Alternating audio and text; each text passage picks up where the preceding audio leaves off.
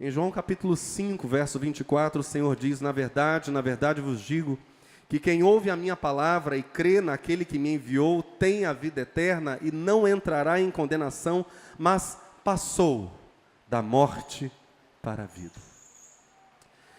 1 de João capítulo 3, verso 14, diz: nós sabemos que passamos da morte para a vida porque amamos os irmãos.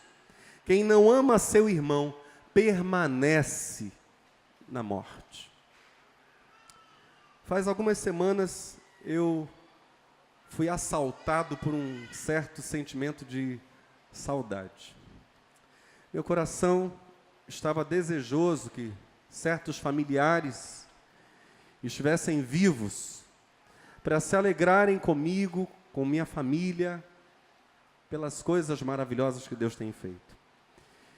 E junto com a saudade, brotaram pensamentos que alguém poderia chamar de pensamentos mórbidos, ou seja, ligados à enfermidade, à doença, ao pré-morte, ou até mesmo pensamentos, um termo incomum, mas é o mais adequado aqui, tanatofílicos. Tanatofilia é uma neurose, ou uma psicose, na verdade, que expressa um amor por tudo aquilo que esteja ligado à morte.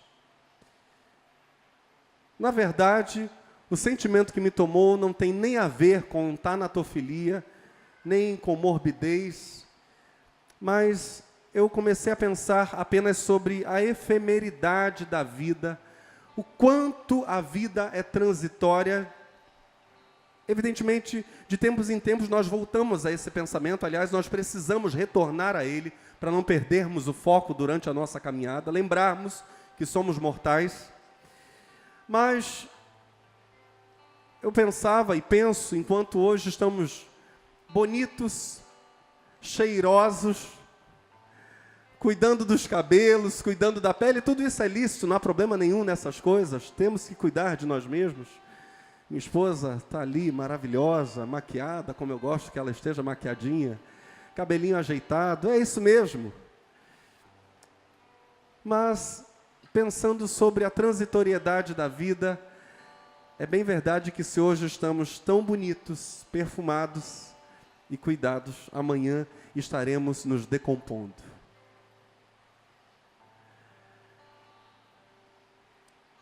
Na conhecida classificação de temperamentos, a que está mais popularizada, diria eu, no meio evangélico brasileiro hoje, a dos 4 temperamentos, eu sou fleumático melancólico.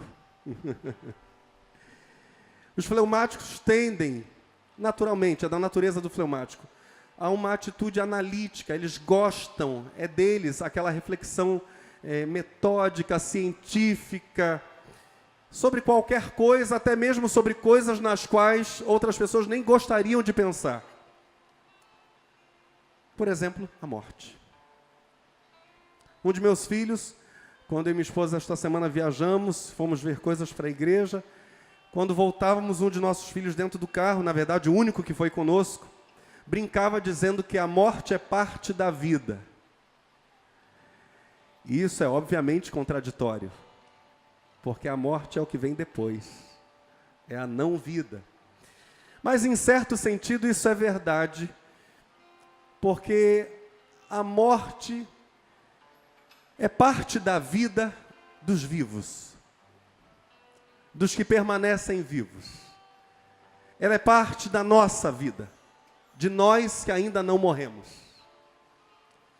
Não dos mortos, porque quem está morto não tem uma parte da vida para analisar, e essa parte, inclusive, exclui a morte. Quem fica, lida com a morte dos que, evidentemente, morreram. É lógico. Mas eu até diria que isso seria algum tipo de brincadeira filosófica, e a gente deixa isso de lado, para fazer algumas perguntas do tipo: o que acontece com um corpo humano quando morre? O que isso fala para nós sobre recebermos vida pela fé em Cristo? O que é estar morto e reviver? Sair da morte para a vida. Quando Jesus, Criador, Sabemos disso.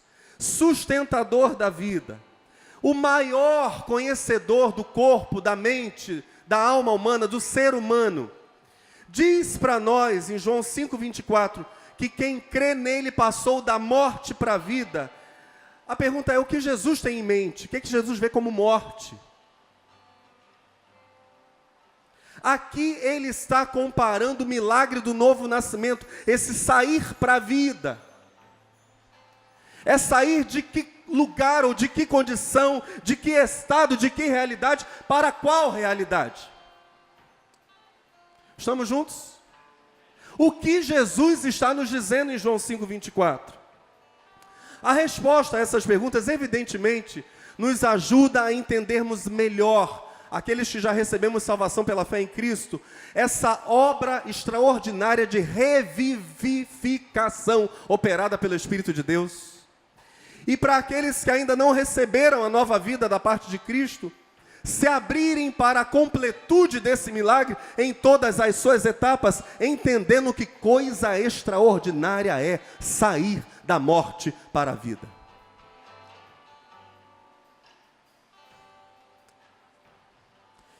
Na verdade vos digo, que quem ouve a minha palavra e crê naquele que me enviou, tem, diga comigo, tem. Olha para o seu irmão com muito amor, com muito carinho. Eu creio que nós já nos abraçamos hoje. Ótimo. Então você não vai precisar abraçar, vai só poder olhar para o seu irmão com carinho, entendendo que essa pessoa aí é única. Só tem ela no planeta inteiro. Tem ninguém nem parecido. Pode até ter parecido. Pode até ter um sósia por aí. Mas essa pessoa é única. Diga para ela, tem vida eterna. Não entrará em condenação, mas passou da morte para a vida. Aleluia. Amém? Quem crê nele, em Jesus, e no Pai que o enviou, diz o próprio Jesus, fica livre da condenação. Barrett, um teólogo, diz, tanto agora quanto no futuro, por causa do tempo verbal, ou na verdade por causa do modo verbal. A pessoa que crê, que obedece, essa expressão de Jesus, ouve a minha palavra, literalmente obedece. Pessoa que ouve a minha palavra, é a pessoa que crê, que obedece. Passou da morte para a vida, ao pé da letra, mudou de moradia, transferiu-se de um lugar para outro. Mudou-se para uma vida eterna que começa aqui agora. Mudou. Que mudança é essa? Ou que mudança foi essa? O que seria esse passar da morte para a vida? Eu quero pensar em retrospectiva, ou seja, do fim para o início. Desde o pó, o deteriorado, até o organismo vivo. Por exemplo, em Ezequiel capítulo 37, na famosa visão de Ezequiel do vale de ossos secos. Se Israel é o exército de ossos aqui, se Israel, o Israel que não tinha esperança de retorno do cativeiro babilônico, é comparado na visão a uma multidão de ossos que já estão na iminência de entrarem no estágio da decomposição, porque já são ossos sequíssimos. Quanto mais caótica é a condição da alma, que não tem esperança, não é de voltar para a sua terra natal, terra humana, comum, natural, mas a condição terrível da alma humana, que não tem esperança de ir morar com Deus. A vida antes da conversão é um estado de morte mais radical que a dos ossos sequíssimos de Ezequiel 37. É uma decomposição mais grave que a de Ezequiel 37, é o pó mesmo. É o caos. Eu quero então ver com vocês, inicialmente, como, aspas, vive um corpo morto. Independendo do local onde ele seja sepultado. Nós vamos olhar agora para fatos gerais. Vamos ter uma visão panorâmica. características comuns a quase todo corpo humano morto. Para isso, a gente tem a ajuda aqui da chamada medicina forense ou medicina legal. Para isso, nós vamos para um artigo da super interessante de 31 de março de 2017, intitulado O Começo do Fim. Antes de virar pó, diz o artigo, nosso corpo vira um monte de outra coisa. Eu gostaria que você acompanhasse comigo essas etapas do estar morto. O que é estar na morte para o corpo, ok? Ao contrário do que diz o clichê, ninguém cai duro no chão. Ninguém cai duro no chão ao morrer. Como o sistema nervoso não libera mais os neurotransmissores que contraem os músculos, o cadáver fica totalmente flácido. Passam-se 5 minutos. O corpo deixa de responder a estímulos externos. É a insensibilização do sistema nervoso ou morte do sistema nervoso. Não há mais respiração, não há mais batimentos cardíacos. Passa-se 1 hora. O sangue entra em coagulação. O sangue vira uma espécie de goiabada. É a textura que ele assume. Primeiro coagula o sangue venoso, onde o sangue corre mais lentamente. O sangue voltando para o coração, carregado de gás carbônico, precisando ser depurado. Ele é mais lento, inclusive mais grosso. Primeiro ele coagula. Depois, o sangue arterial, por força da gravidade, vai para as partes mais baixas do corpo. E essas partes do corpo ficam azuladas. E depois arroxeadas. 2 horas se passam. Sem circulação não há metabolismo. Sem metabolismo não há calor. Não há queima de energia. O corpo, que normalmente, o corpo humano está ali na faixa dos 36,5 graus Celsius, começa a se resfriar a uma velocidade de 1 grau por hora, até entrar em temperatura ambiente. 3 horas se passam, o corpo fica rígido, os músculos endurecem, e quanto mais musculosa for a pessoa, mais reservas de energia ela terá e mais vai demorar para endurecer. A primeira parte do corpo a enrijecer é a face, que tem os músculos menores. Depois endurecem os ombros, braços, tórax e o restante do corpo. 5 a 8 horas do pós-mortem.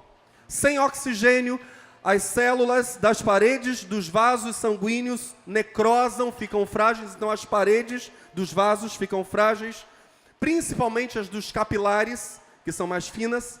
E acontece o fenômeno chamado hipóstase. O sangue começa a vazar dos vasos para todos os tecidos vizinhos. 8 horas, o corpo continua a endurecer. Os músculos das pernas começam a se contrair. Os dedos dos cadáveres podem ficar levemente fechados, os joelhos um pouco dobrados. 12 horas do pós-mortem, o corpo é comparável a uma toalha no varal. Ele começa a soltar pruridos líquidos por toda parte. Depois de um tempo, a água evapora, os tecidos se retraem, os olhos ficam fundos, os lábios escuros, peles e unhas parecem que estão crescendo, e na verdade até crescem, porque o cabelo demora a entender que o corpo morreu, essa é a verdade, mas o que acontece é que esse aparente crescimento acelerado, instantâneo, é porque a pele se retraiu. 24 horas de morte. Um adulto de 75 quilos pode perder até 1,3 kg de sua massa nas primeiras 24 horas, graças à evaporação da água corporal. Se o cadáver estiver num local quente, ele pode ficar sequinho, como a carcaça de um animal no deserto. 2 dias de morte. Bactérias liberam gases, o corpo incha, o cheiro vai piorando, a decomposição das proteínas do corpo agrava esse fedor, produzindo-se substâncias, uma delas chamada necrosina. Um líquido avermelhado é o resultado do rompimento dos alvéolos pulmonares e o que é o resto de pulmão começa a vazar pelas narinas e pela boca. 3 dias de morte. O corpo, que até então estava rígido, volta a seu estado de flacidez. Os tecidos musculares estão agora se decompondo aceleradamente e por isso o corpo volta a ser flácido. A ordem é a mesma da flacidez, a mesma do endurecimento é a ordem da flacidez. Primeiro a cabeça, depois os braços, o tronco e por fim as pernas. Mais de 7 dias, se o corpo estiver no ambiente com muita umidade e temperatura alta, a gordura do corpo em decomposição reage com sais do solo e o corpo fica macio, escorregadio como sabão. Em seguida, o corpo começa a desaparecer, sinteticamente falando, até sobrarem apenas ossos que podem durar até séculos, dependendo do lugar, mas se estiverem expostos ao ambiente, também podem se deteriorar e virar pó.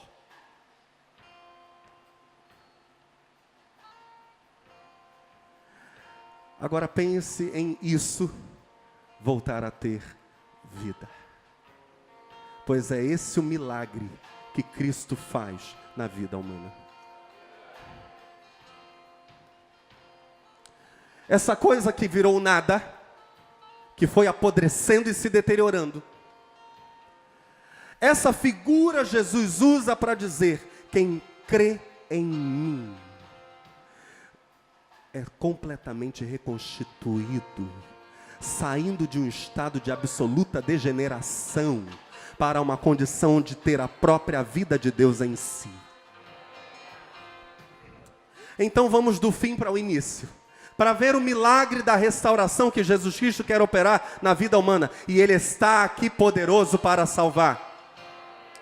E aí você vai dizer: eu já vivi o milagre do novo nascimento. Aleluia! Então alegre-se nessa noite, regozije-se e diga: eu quero, Senhor, viver ainda mais intensamente o milagre que o Senhor está operando hoje em minha vida. Primeiro ponto, eu quero falar sobre a restauração dos ossos, tal e qual Ezequiel 37. Diga comigo: restauração e reconexão dos ossos.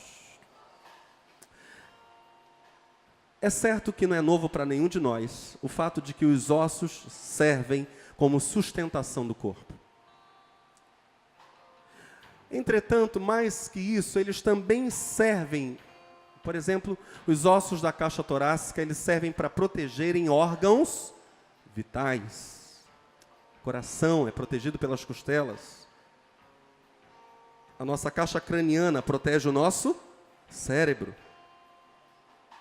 Os ossos têm, evidentemente, uma função mecânica. Eles são a base do movimento. É nos ossos, ou no interior deles, que é feito o suprimento contínuo de células sanguíneas. A hematopoética, esse processo extraordinário da biologia. Essas 4 funções ósseas, na verdade 3, perdão. Essas 3 funções ósseas estão intimamente ligadas a uma fala do Dr. Paul Brand, no livro Feito de Modo Especial e Admirável. Ele escreveu em parceria com o Filipense, na qual o Dr. Brand diz o seguinte: a qualidade da rigidez, preste atenção, a qualidade da rigidez não foi concebida, não foi arquitetada por Deus, planejada pelo Criador, para nos sobrecarregar. Ao contrário, deveria libertar-nos. As normas, e agora ele está fazendo uma comparação como médico, falando sobre a estrutura óssea, entendendo qual é o sentido ilustrativo disso para nós em termos doutrinários. O que isso ensina para nós? Aliás, a gente precisa lembrar agora, antes de continuar, que como igreja somos o próprio corpo de Cristo. Então há mesmo uma função simbólica do corpo à luz da Escritura para a nossa compreensão da vida de Deus em nós. Voltando então para a fala do Dr. Paul Brand, a qualidade da rigidez não foi concebida para nos sobrecarregar, ao contrário, deveria libertar-nos. As normas, diga comigo, normas. As normas que governam o comportamento funcionam, porque, tais como os ossos, elas são rígidas.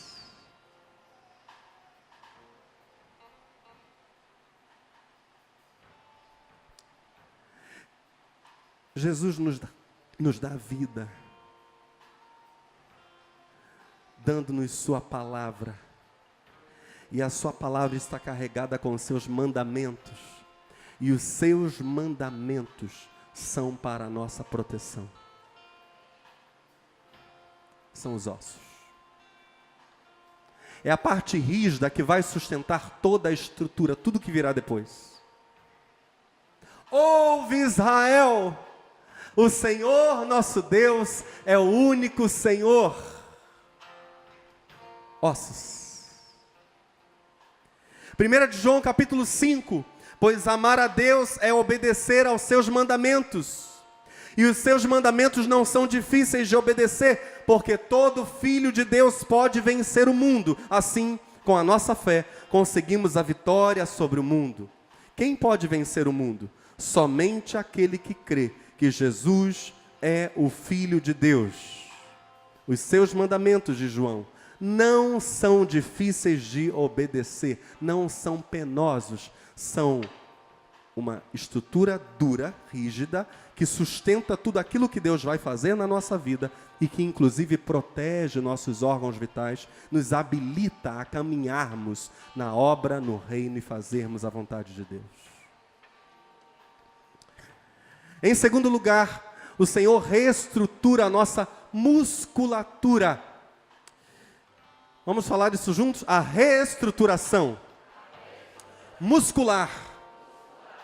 Além de nos dar mandamentos, além de nos dar algo firme, sólido, imutável, que nos protege, o Senhor nos dá movimento. Nós sabemos que os músculos são tecidos responsáveis pelo movimento dos animais. Movimentos voluntários. O animal interage com o ambiente por meio desses movimentos voluntários. Movimentos involuntários, realizados, por exemplo, por órgãos internos, como o coração e o intestino. A ação muscular ali.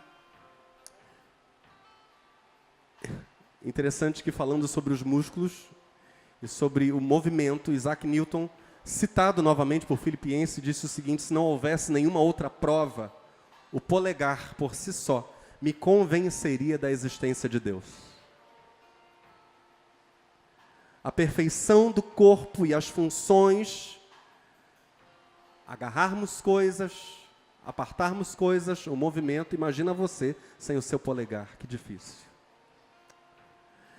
Mas eu quero ler para vocês algo sobre um pianista, Arthur Rubinstein, um ancião de aparência bondosa, com um nariz mais do que proeminente, um rosto marcado por rugas, atravessa o palco. Ele tem os ombros caídos, os seus olhos parecem encovados, digo, turvos. Ele já passou dos 90 anos. Lá vai ele, atravessando o palco, sentando-se num banquinho escuro, ajusta aquele banquinho rapidamente, respira fundo, ergue as mãos, treme um pouquinho porque ele já passou dos 90. E aí elas começam a passear num teclado preto e branco de um piano. Arthur Rubinstein, um dos maiores pianistas da atualidade. Todas as imagens de fragilidade, de velhice, desaparecem instantaneamente da cabeça do auditório. Aquele velhinho agora está fazendo misérias ali ao piano. Possivelmente no piano tem mais energia que o Ian na batera.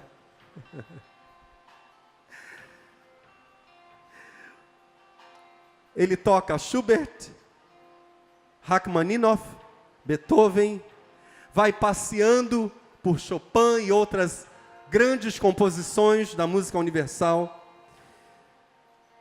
com uma interpretação de dar inveja a qualquer pianista. Depois que ele termina, o auditório grita: bravo!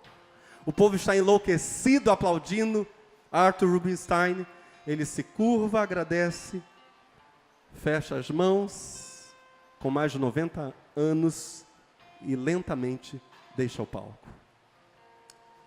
O médico olhando para Rubinstein tocando, diz: eu sei, como médico, que não há como o cérebro mandar em tempo real os sinais conscientes, não dá para serem mandados sinais conscientes para que ele faça o que faz ao piano. Na verdade, ele tem uma memória auditiva. Ele já condicionou o cérebro para algumas coisas, já é inconsciente, ele já vai e toca. Mas eu estava olhando para Arthur Rubinstein pensando no seguinte: se Deus pode usar as mãos de um idoso para simplesmente abençoar ouvidos, o que Ele não fará usando a força, o vigor de filhos e filhas cheios e cheias do Espírito Santo para a restauração de outras vidas? Eu vos escrevi, pais, de João, 1 de João capítulo 2, verso 14. Porque já conhecestes aquele que é desde o princípio. Eu vos escrevi, jovens, porque sois... olha os músculos. E a palavra de Deus está em vós. E já vencestes o... Aleluia. O Senhor quer nos dar força para realizarmos atos que vencem o maligno, que expulsam Satanás. Aliás, hoje à tarde eu dizia isso para um jovem que está aqui, que graças a Deus decidiu-se por Jesus. E eu dizia para esse jovem: eu não vou apenas apresentar para você um paliativo, uma solução temporária, eu vou te apresentar a cura do problema, que é Jesus Cristo. E Ele quer te dar força para você mandar Satanás embora da tua casa, da tua vida, da vida dos teus amigos. É isso que Cristo quer fazer. Ele nos faz fortes. É a restauração muscular. Em terceiro lugar, o cheiro muda. Quem nasce, quem sai da morte para a vida tem outro cheiro. Se com 2 dias o cheiro vai piorando por causa da decomposição das proteínas do corpo, quando alguém passa da morte para a vida, em lugar de fedor, há um doce perfume. Quem vive em Cristo tem cheiro de Cristo, tem o cheiro do Senhor, por onde passa deixa esse cheiro, e as pessoas dizem: meu Deus, o que tem de diferente na tua vida? Graças a Deus, diz Paulo, que sempre nos faz triunfar em Cristo, e por meio de nós manifesta em todo o lugar a fragrância do seu conhecimento. Porque para Deus somos o bom perfume de Cristo, nos que se salvam e nos que se perdem. Segundo aos Coríntios, capítulo 2, versos 14 e 15. Eu estava olhando para isso, pensando no bom cheiro. Meus irmãos, a Bíblia diz que um perfume que sobe do incensário para o trono de Deus é algo que pertence ou que é dado pelos santos ao Senhor. As orações. Sem dúvida, um dos motivos pelos quais aquele que segue a Cristo tem um doce perfume é justamente porque ele ora, porque ele adora. Em vez de murmurar, em vez de reclamar, em vez de amaldiçoar a vida, em vez de dizer: mas que coisa, por que eu moro nesse bairro, por que eu tenho esse carro, por que eu estou nesse emprego, ele louva a Deus, ela agradece. É louvor, é adoração, é oração. E se ele estiver precisando de algo mais, ele vai pedir. E o Senhor, que conhece as nossas necessidades e que nos ama e tem prazer em nos ouvir, no tempo certo Ele dará. Mas o adorador viverá com ações de graças. E aí ele vai deixando o bom cheiro por onde ele passa. Coisa triste é aquele que não aprendeu ainda o valor da adoração. Temos adoradores aqui hoje? Aleluia. Homens e mulheres, jovens, crianças, com o coração transbordante de gratidão. Há pessoas que hoje têm brincado com essa fala dos pais, quando chegam para um filho adolescente dizem: fulano, você é rico, porque na tua época eu não tinha isso, isso, isso, isso. Hoje as pessoas brincam com isso. Até meus filhos brincam com isso. Mas, meus irmãos, nós somos riquíssimos. Riquíssimos.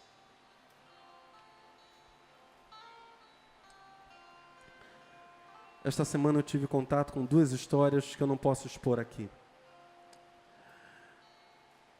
Mas eu pensava, a partir daquelas 2 histórias tão duras, tão terríveis, o quanto é precioso estar em Cristo, na casa de Deus, em comunhão com os irmãos, me alimentando da palavra, vivendo em paz. O mundo não sabe o que é paz. Não sabe. Mas se você hoje entrou aqui e diz: pastor, eu não sei o que é paz. Então, aleluia, você está no lugar certo. Você está numa casa de paz. Numa Beit Shalom. Jesus te trouxe aqui para te ensinar a passar perfume em você. Louvor, adoração. A ter uma vida de gratidão, porque Ele restaura a tua sorte. Ele restaura. Em quarto lugar, se em 12 horas o corpo começa a soltar líquidos para todo lado e vai se secando, a toalha no varal. Se depois de um tempo a água evapora, os tecidos retraem. Se em 24 horas uma pessoa com 75 quilos chega a perder 1,3 kg, por tamanha evaporação, é verdade que aquele que recebeu nova vida em Cristo, que saiu da morte para a vida, torna-se, diz a Bíblia, uma fonte de água para os sedentos. Não há secura no corpo, na alma, não há, aqui o corpo espiritual, não há secura na vida daquele que saiu da morte espiritual para a vida, que saiu do mundo para Cristo. Não há secura. A pessoa se torna, na verdade, um oásis no meio do deserto. Ela se torna uma fonte, disse o próprio Jesus, de água para quem está sedento. E o Senhor garante que jamais deixa na secura quem o busca. Jamais. Isaías 44, verso 2, assim diz o Senhor que te criou, e que te formou desde o ventre, e que te ajudará. Diga para o seu irmão: o Senhor ajudará. A gente não está falando da ajuda de um ser humano, ainda que seja precioso sermos ajudados por seres humanos. Mas é o Senhor o ajudador aqui em Isaías 44. Não temas, ó Jacó, servo meu, e tu, ó amado, ou Jesurum, a quem escolhi, porque derramarei água sobre o sedento e rios sobre a terra seca. Derramarei o meu espírito sobre a tua posteridade e a minha bênção sobre os teus descendentes, e brotarão como a erva, como salgueiros junto aos ribeiros das águas. Derramarei água sobre o sedento.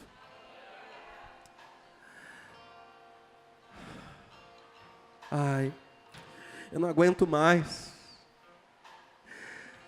A sensação que eu tenho é que a minha vida perdeu propósito no mundo. Você está com falta de água. Você precisa de água. Você está com sede, você está com sede da alma. Eu fiquei muito feliz de saber de adolescentes e adolescentes já por 2 semanas clamando ao Senhor por avivamento porque estão com sede. Uma geração sedenta por Deus. No clamor jovem, jovens e jovens dizendo: Senhor, nós queremos a Tua presença. E Deus garante: eu não deixarei você sozinho, não deixarei você sem rumo. Eu vou mandar chuva. Em quinto lugar, diga: sangue nas veias, fogo nos ossos. Se na primeira hora, já na primeira hora, o sangue coagula, evidentemente. Se em 2 horas o corpo começa a se resfriar ou a assumir a temperatura do ambiente, até entrar em equilíbrio com a temperatura ambiente. O vivo em Cristo tem em si o sangue do Salvador. E o sangue do Salvador leva a vida do próprio Cristo, não é uma outra vida, é a vida do Cristo. Leva a vida de Cristo para todos os setores da vida do salvo. Ele se torna cada vez mais frutífero. Cada vez mais ele leva pessoas a Cristo. E cada vez mais ele auxilia outros a darem fruto para Cristo. O Espírito de Deus traz calor ao coração. O Espírito Santo queima o pecado. O Espírito Santo aquece as emoções. O salvo em Cristo Jesus é sempre mais quente que o mundo à sua volta. O mundo é frio. O salvo é quente. É ardente no fogo do Espírito Santo. E esse calor está intimamente ligado ao fogo do amor. Os olhos do Senhor, diz a Bíblia, são como chamas de fogo na visão inicial do Apocalipse. São olhos cheios de amor. E como o próprio Jesus disse, os olhos revelam aquilo que está no mais íntimo do coração. A gente vê um coração incendiado de amor. Meu querido, em Cristo Jesus, a incapacidade de perdoar vai embora, porque o Espírito Santo derrama amor no nosso coração. A incapacidade de estar ao lado de pessoas que no passado fizeram mal, lembrando que nós também não somos perfeitos, que nós também erramos com os outros. Em Cristo isso se vai, porque em Cristo nós temos um novo coração, um coração incendiado pelo Espírito Santo. Aí a gente é capaz de amar o absolutamente diferente de nós. E nós cantamos aqui, agora há pouco, o céu começa a se... Toda a terra se dobrou a ti. Ou seja, não há nação excluída. Alguém não fica fora porque é branco, ou porque é negro, ou porque é índio, ou porque é oriental, ou alemão, o que quer que seja. Ninguém fica fora. Só fica fora quem se exclui, quem não quer crer. Mas o fogo é para todos. Respondeu João a todos, dizendo: eu na verdade batizo-vos com água, mas eis que vem aquele que é mais poderoso do que eu, do qual não sou digno de desatar a correia das alparcas. Esse vos, e ele está falando a todos que estão ouvindo a sua pregação, esse vos batizará com o Espírito Santo e com fogo. Se nós vimos agora um milagre de ossos reestruturados, reconectados, de músculos reestruturados, de um cheiro de vida no lugar do cheiro de morte, de nós nos tornarmos uma fonte para os sedentos não sermos apenas abençoados, mas abençoadores. Se nós vemos que todas as áreas da vida são tocadas pela graça de Deus, é o sangue de Jesus correndo em nossas veias, e agora o nosso coração também fica cheio de um fogo de amor. Em último lugar, o milagre da restauração daquele que sai da morte para A vida opera em nós a abertura dos olhos espirituais e uma aguçada sensibilidade. Nós nos tornamos capazes de ouvir o Criador. Quantos aqui querem ouvir o Senhor? Continuamente. Nós nos tornamos capazes de ouvir o Criador, sensíveis. E nós nos tornamos absolutamente capazes de ouvirmos o clamor do mundo. E darmos para o mundo a resposta não que o mundo quer ouvir, mas a resposta que o mundo precisa ouvir. Se em 5 minutos, nós voltamos agora aos 5 minutos após a morte. Se em 5 minutos o corpo deixa de responder a estímulos externos, a cessação da atividade nervosa, se não há mais respiração nem batimentos cardíacos, é verdade que o vivo em Cristo se tornará inversamente cada vez mais sensível à voz de Deus e ao clamor do mundo. Ele será apto a perceber a presença de Deus, a atmosfera divina, e também a perceber a presença da morte, a atmosfera maligna. Passar da morte para a vida é ser cada vez mais humano, cada vez mais sensível a Deus. Paulo escreve aos Coríntios, na primeira carta, capítulo 2, a partir do verso 14, ora, o homem natural não compreende as coisas do Espírito de Deus, porque lhe parecem loucura, e não pode entendê-las porque elas se discernem espiritualmente. Mas o que é espiritual, e essa é a caminhada do justo, ele vai ficando cada vez mais espiritual. Mas o que é espiritual discerne bem tudo, e ele de ninguém é discernido. Porque quem conheceu a mente do Senhor para que possa instruí-lo? Mas nós temos a mente de Cristo. Aleluia. Se você já se submeteu ao Senhor Jesus, já passou da morte para a vida. Todas essas características estão crescendo então na sua vida, na minha vida. Mas se você ainda não se rendeu, é hora de fazê-lo. Você deve estar se perguntando, pastor, como? Eu quero encerrar contando a história real da conversão de um jovem que foi poderosamente usado por Deus, um jovem inglês chamado Christmas Evans. Ele diz, eu estava espiritualmente exausto. Meu coração estava frio diante de Cristo, diante de seu sacrifício, diante da obra do seu Espírito Santo. Meu coração estava gelado nas orações, olha só, nos estudos bíblicos. 15 anos antes eu sentira o meu coração queimar, como se eu estivesse me dirigindo a Emaús na companhia de Jesus. Certo dia, que para mim sempre será inesquecível, ao subir na direção de uma determinada cidade, entendi que pesava sobre mim a responsabilidade de orar.